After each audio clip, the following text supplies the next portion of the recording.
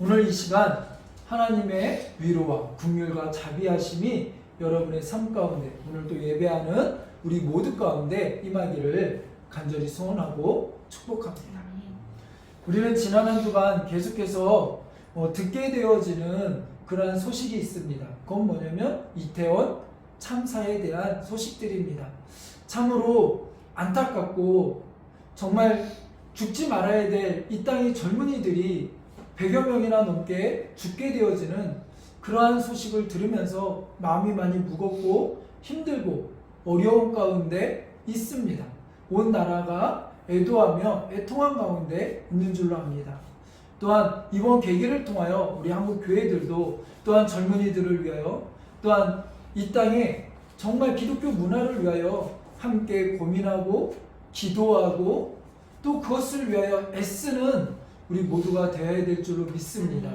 왜 거기에 젊은이들이 갔느냐 어쩌냐 이게 아니라 정말 그곳에 갈 수밖에 없는 여러 가지 환경들, 그것 말고는 또 다른 장들이 없잖아요.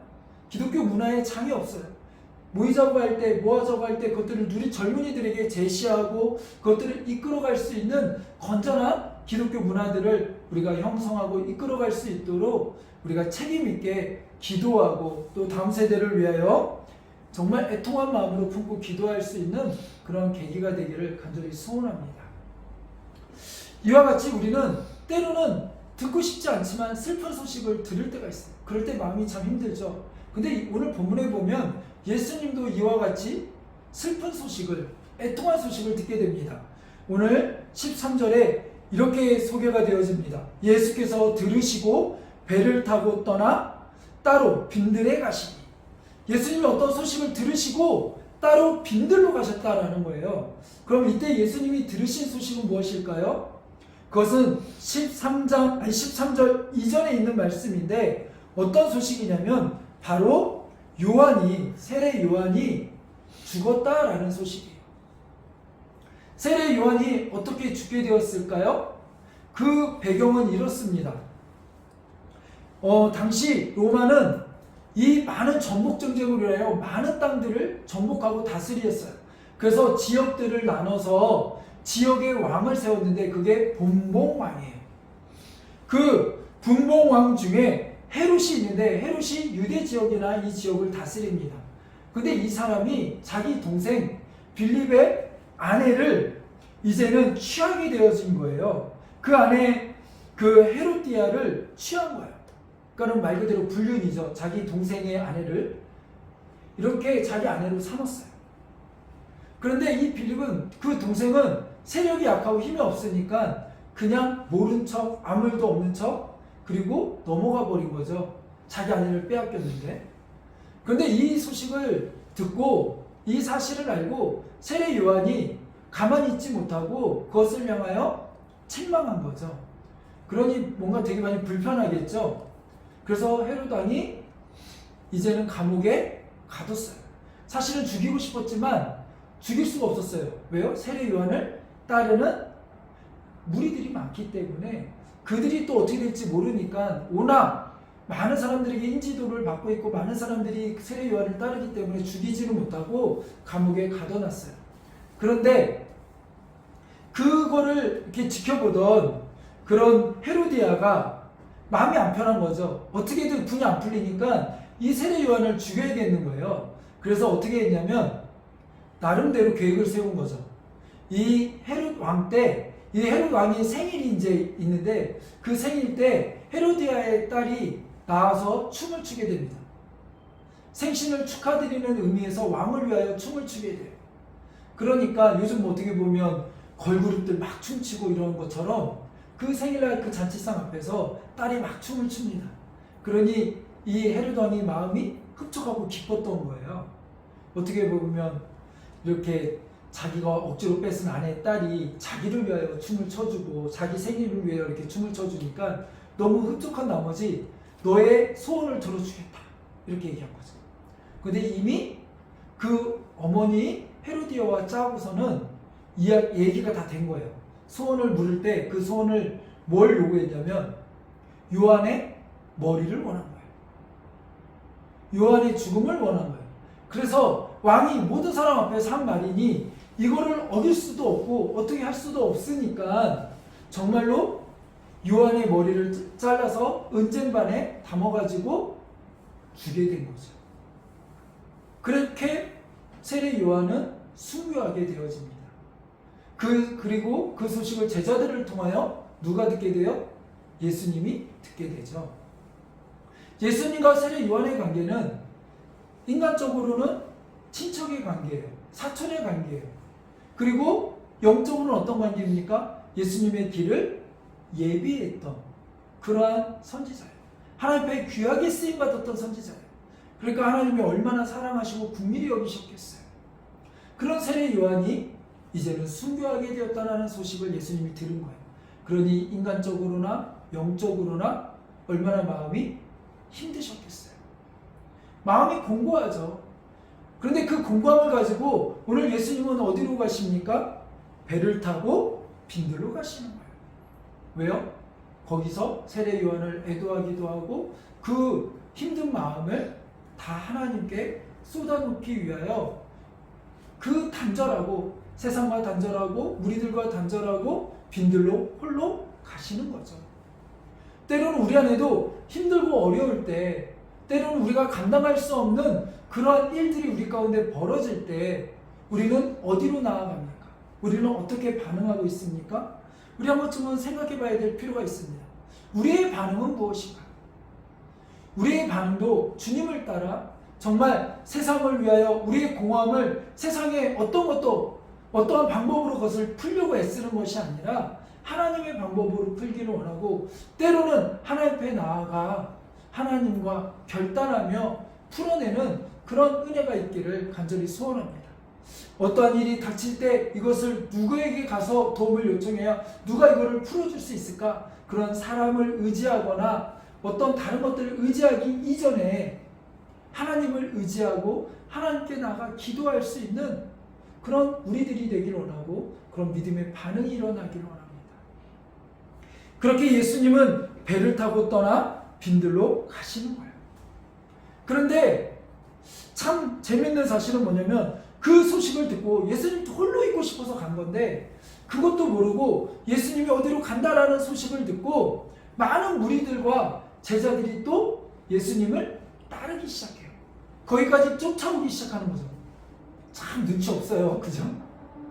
근데 이들은 그 예수님이 행하셨던 놀라운 일들, 예수님께 가면 뭔가가 또 어떤 이벤트적인 일들이 막 벌어지니까 그 예수님을 찾아 예수님을 따라 가는 거예요. 그래서 예수님을 따라 이제는 큰 무리가 그 빈들까지 온 거죠. 근데 그 빈들에 있는 그 무리를 보시고 어떻게 보면 참 귀찮다. 야 좀 나도 혼자 있고 싶어. 나도 홀로 좀 이 애도의 시간을 좀 갖자. 이러고 싶으실 텐데 주님의 반응은 뭐냐면 우리 14절을 보니까 이렇게 이야기해요. 다 같이 한번 읽어볼까요? 자 시작.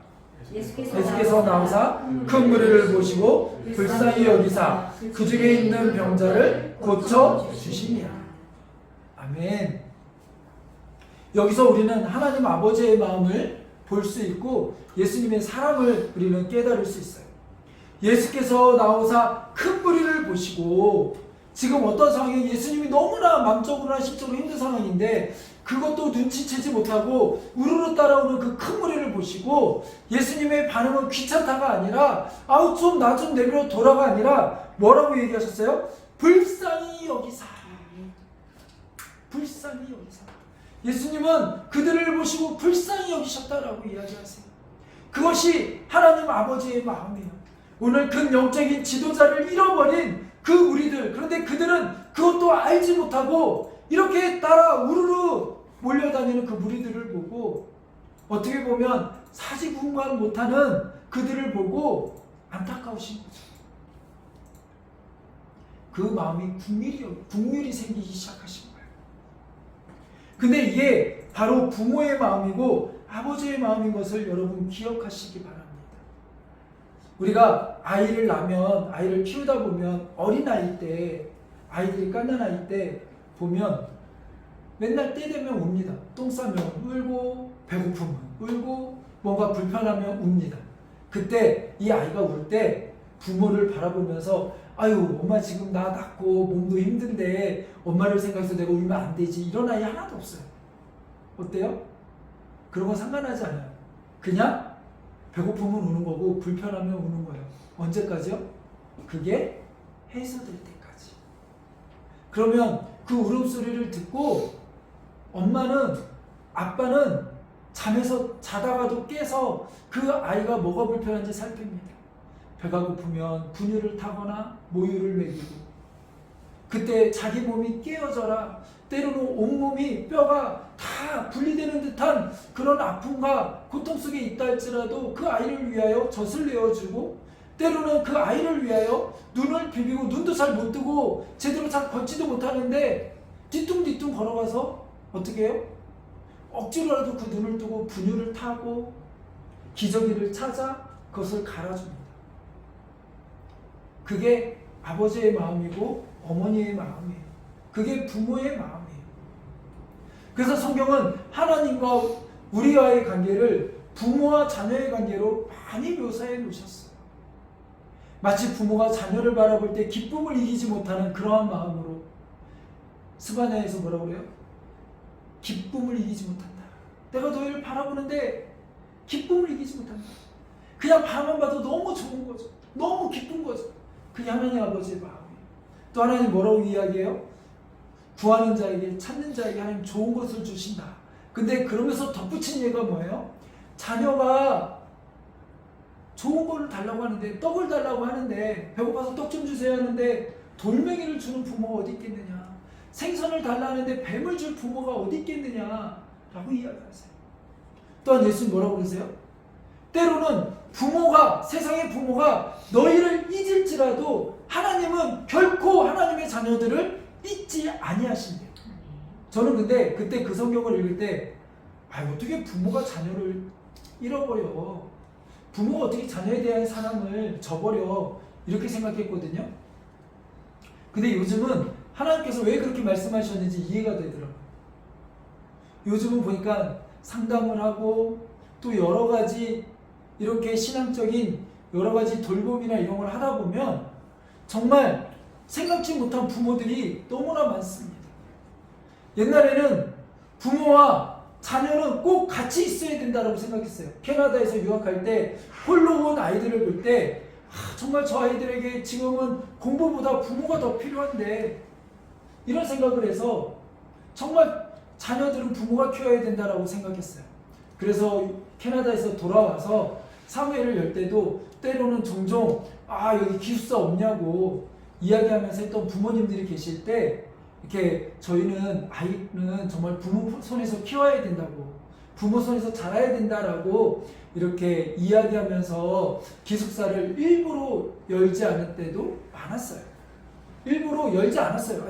열 수 있는 여건이 됐는데도 열지 않았어요. 근데 최근 들어서는 많이 만나는 부모님들 중에 오히려 이 아이는 부모와 분리되어야 더 효율적으로 잘 자랄 수 있는 아이들을 보게 됩니다.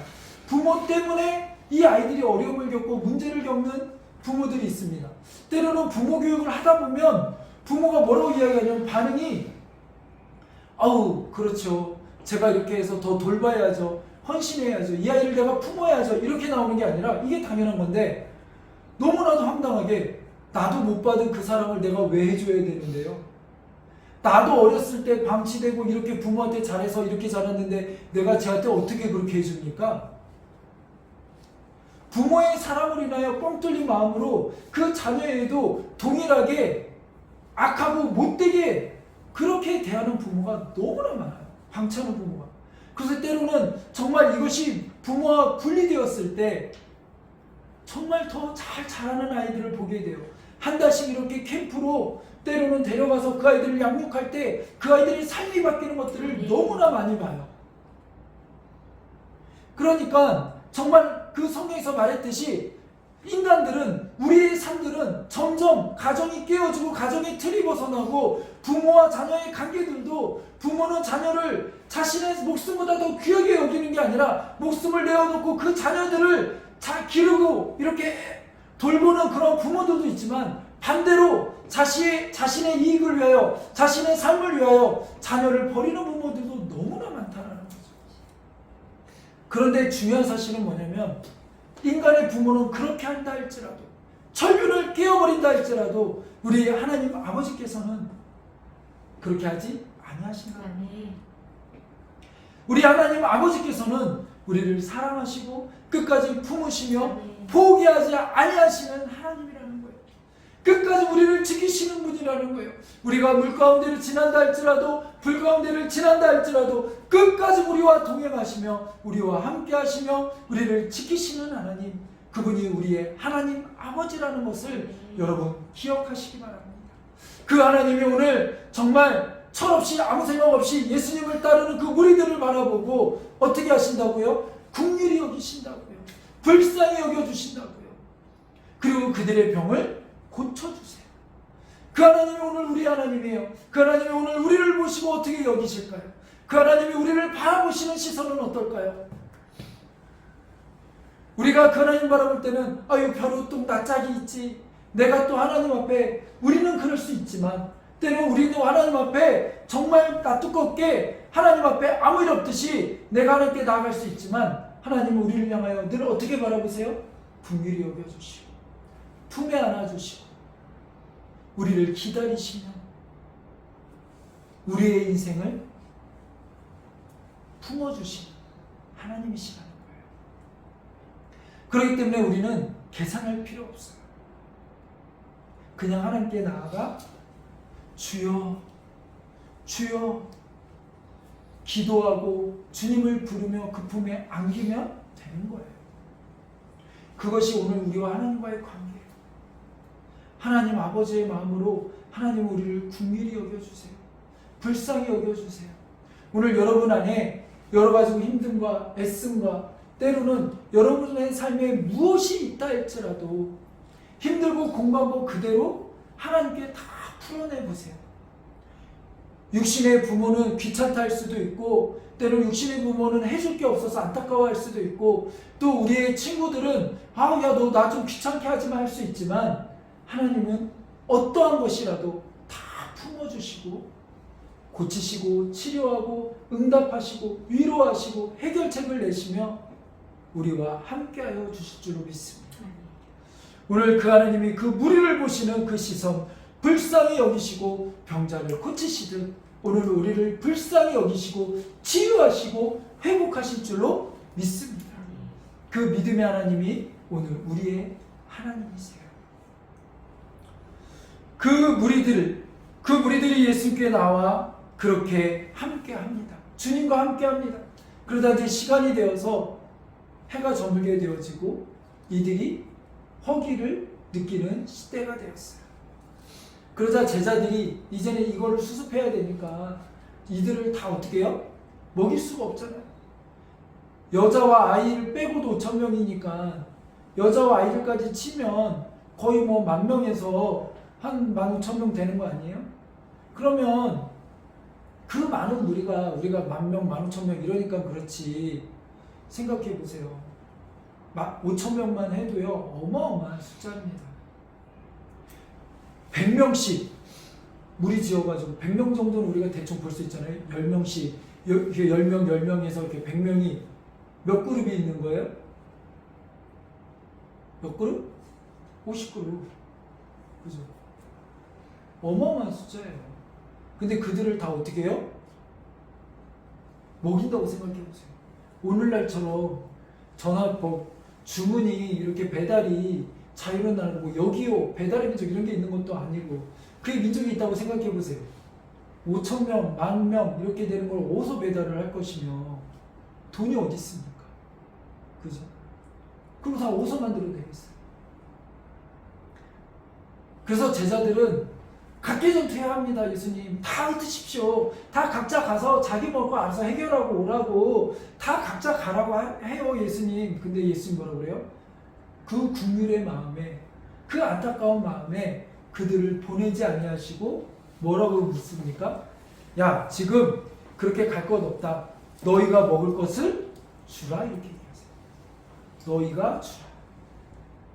자, 이 말을 들은 제자들의 반응은 어떨까요? 황당하죠.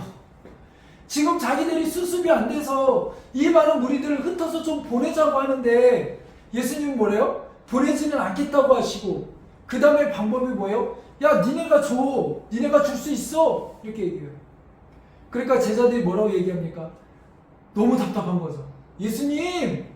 아우, 예수님 지금 우리 있는 거 보세요. 물고기 2마리하고 떡 5개 이거밖에 없어요. 이걸로 5,000명을 어떻게 먹입니까? 10,000명, 15,000명을 어떻게 먹입니까? 그러자 예수님 뭐라고 얘기하세요? 그거 가지고 와. 그거 이리 가지고 와. 따지마지마 그거 가지고 와. 그러자 그것을 가지고 와서 예수님께 내어놓습니다.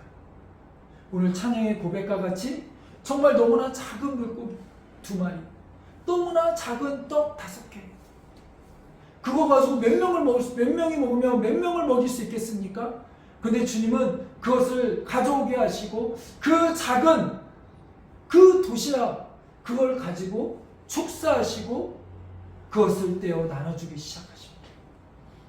근데 희한하게 떡 5개가 이미 5번 하면 반으로 쪼갠다고 해도 몇 번이요?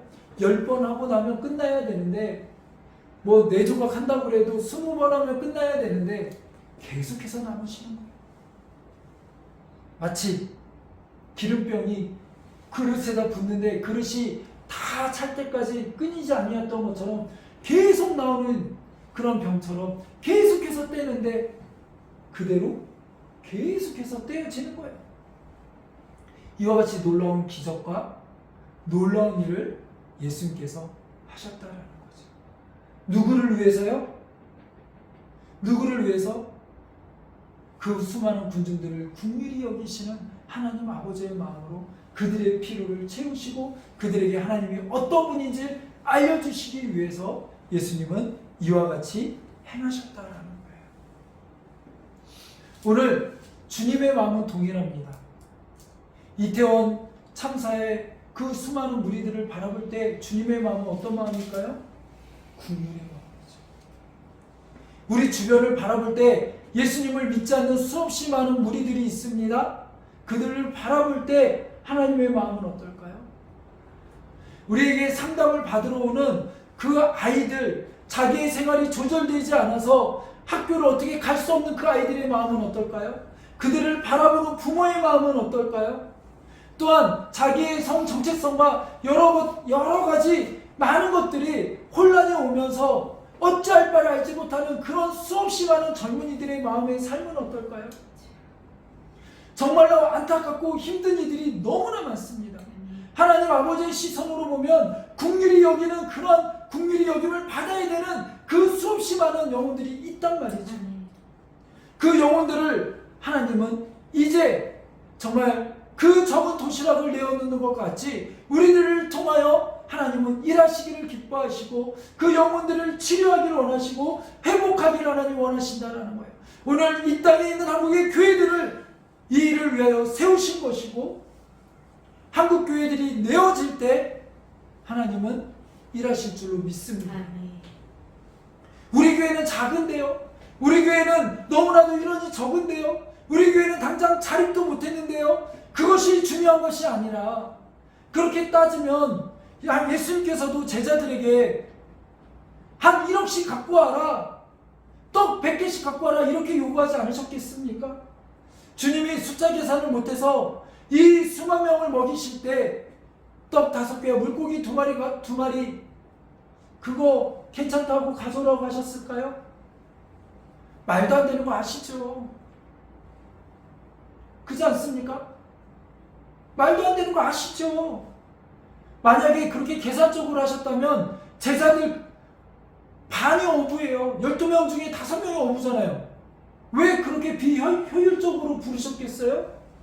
그 당시에 가말리아 문화생들도 많고 공부 많이 한 사람도 많고 서기관도 많고 영향력 있고 능력 있는 사람 얼마나 많았겠어요?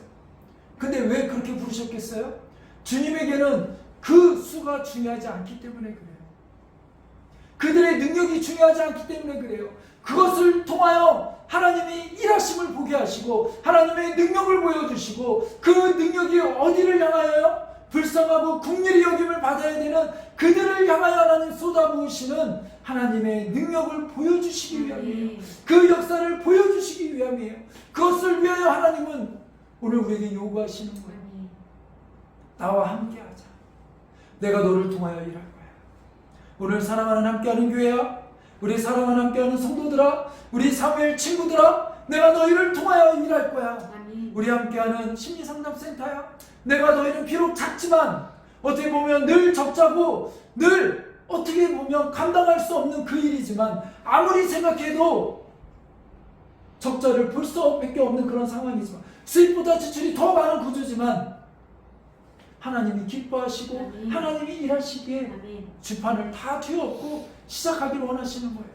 그러면 나머지 일은 하나님이 하실 거예요. 지금껏 하나님이 하셨고 앞으로도 하실 거예요. 여러분의 삶에 앞으로도 이와 비슷한 도전들이 많을 거예요.